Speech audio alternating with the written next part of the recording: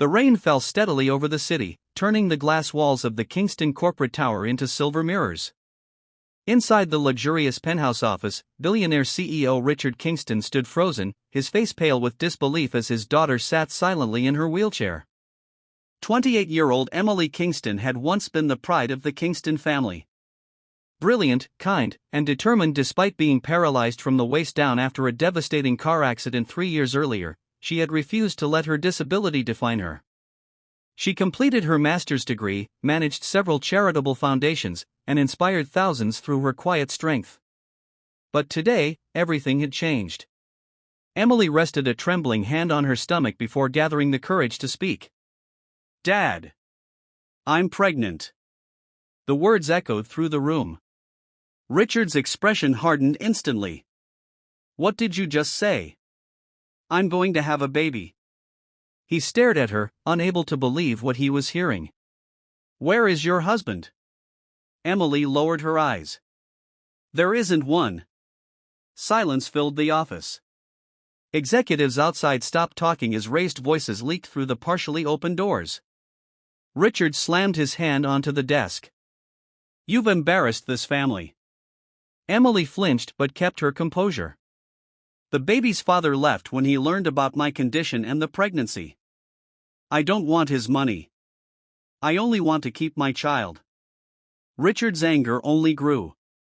"You expect the Kingston name to carry this disgrace?" Tears welled in Emily's eyes. "This baby isn't a disgrace." To her, the unborn child represented hope after years of pain, loneliness, and rejection. But Richard saw only scandal. Without another moment of hesitation, he pressed the intercom. "Security." Within seconds, 2 guards entered. "Escort Miss Kingston out of this building.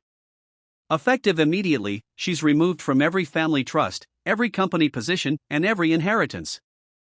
The guards exchanged uneasy glances. "Sir?" Did I stutter? Emily couldn't believe what she was hearing. "Dad, please." Richard turned away without looking at her. "From this moment on, you are no longer my daughter." Those words shattered her heart far more deeply than the accident ever had.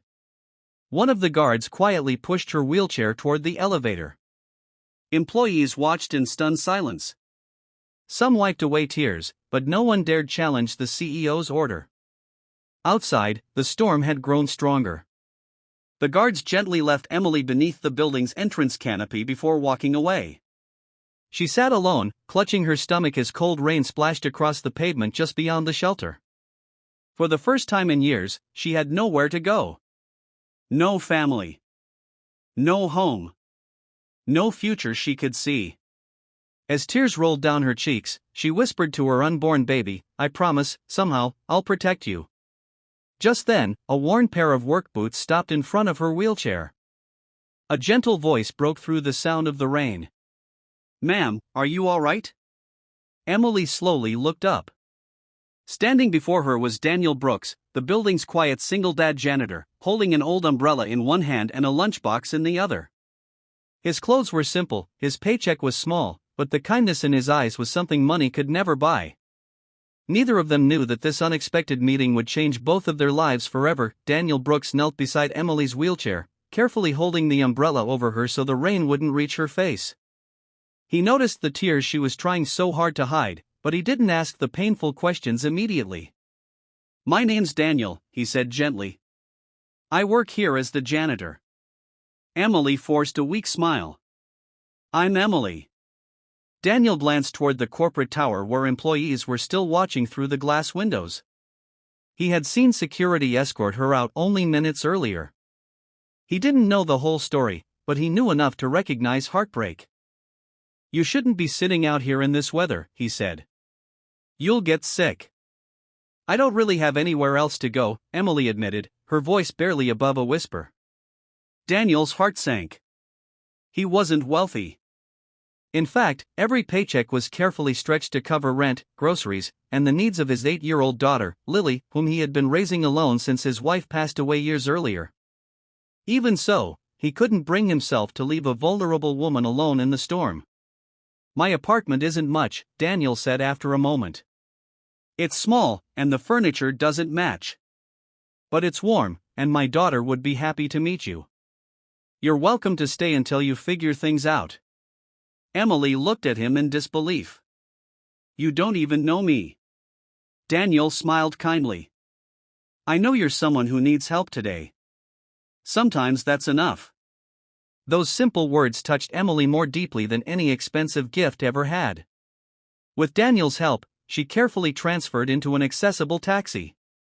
During the ride, neither of them spoke much. The silence wasn't awkward, it was comforting. When they arrived, Daniel carried her small bag while helping guide her wheelchair into the modest apartment building. The hallway was old, the paint slightly faded, but everything was clean and well cared for.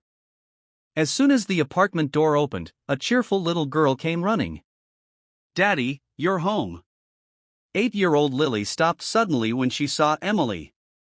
Oh. She whispered. Daniel smiled. Lily, this is Miss Emily. She's going to stay with us for a little while. Instead of asking questions, Lily walked over with a bright smile. Hi. Do you want my favorite blanket? It's really soft. Emily felt her eyes fill with tears again. That's very sweet of you. Within minutes, Lily had brought warm tea, a blanket, and even one of her stuffed animals, insisting it was good luck for babies. Emily gently rested a hand on her stomach, overwhelmed by a kindness she hadn't experienced in a long time. That evening, Daniel cooked a simple dinner of soup and grilled cheese sandwiches. It wasn't a feast, but everyone shared laughter around the small kitchen table. For the first time since being rejected by her father, Emily smiled without forcing it. Later that night, after Lily had gone to bed, Emily quietly asked Daniel, "Why would you help a complete stranger?" Daniel looked at a framed photo of his late wife on the shelf before answering. Because years ago, when I lost everything, strangers helped me. If they hadn't, Lily and I wouldn't be here today. Kindness has a way of coming back around. Emily lowered her head, deeply moved. She had grown up surrounded by luxury, yet it was in this humble apartment that she finally felt safe. Neither of them realized that Richard Kingston had already ordered private investigators to track his daughter, and that before morning, someone powerful would discover exactly where she had found refuge. The next morning, the tiny apartment was filled with the comforting smell of fresh pancakes. Daniel stood at the stove while Lily happily arranged 3 mismatched plates on the table. Miss Emily, Lily called with a grin. Daddy makes funny-shaped pancakes every Saturday, even if it's not Saturday. Emily laughed softly, a sound she hadn't heard from herself in days. They smell wonderful. For a few precious moments, the apartment felt like a real home. There were no reporters, no board meetings, and no judgment, only warmth, kindness, and genuine smiles. After breakfast, Daniel helped Emily into her wheelchair and noticed she looked unusually tired. Are you feeling okay? He asked. Emily hesitated before answering. I'd missed 2 prenatal appointments.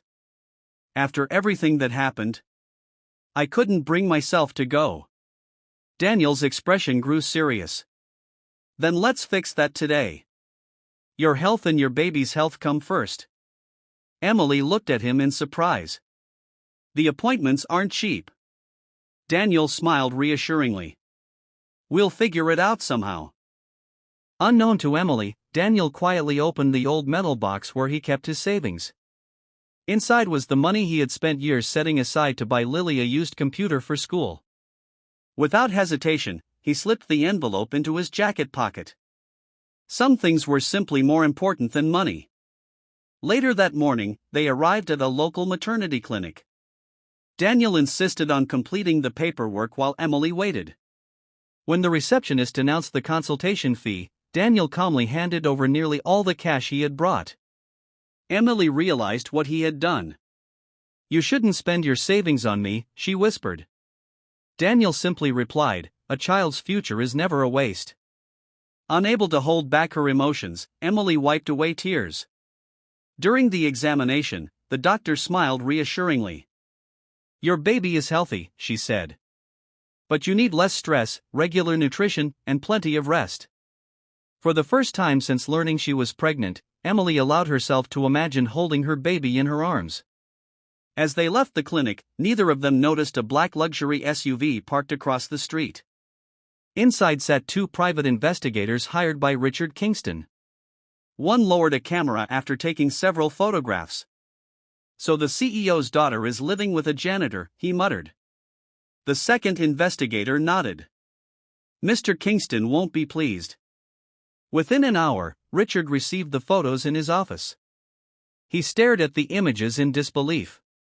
His daughter, who had grown up in mansions and private schools, was smiling beside a man in worn work clothes, carrying grocery bags with his young daughter walking happily between them. Richard slammed the folders shut. "This janitor is taking advantage of her," he growled. "He's after the Kingston fortune." His assistant spoke cautiously. "Sir, according to our investigation, Daniel Brooks has never asked Miss Kingston for money. In fact, he's been paying her medical expenses himself." Richard refused to believe it. No one helps for nothing. Fueled by pride and suspicion, he picked up the phone and issued a cold order. "I want Daniel Brooks fired before sunset. And if he refuses to leave my daughter, I'll make sure he never finds another job in this city." Unaware of the storm gathering around them, Daniel, Emily, and little Lily walked home together, laughing over ice cream from a neighborhood shop. None of them knew that by the end of the day, Daniel's simple act of compassion would cost him everything or become the first step toward a miracle that would change all of their lives forever.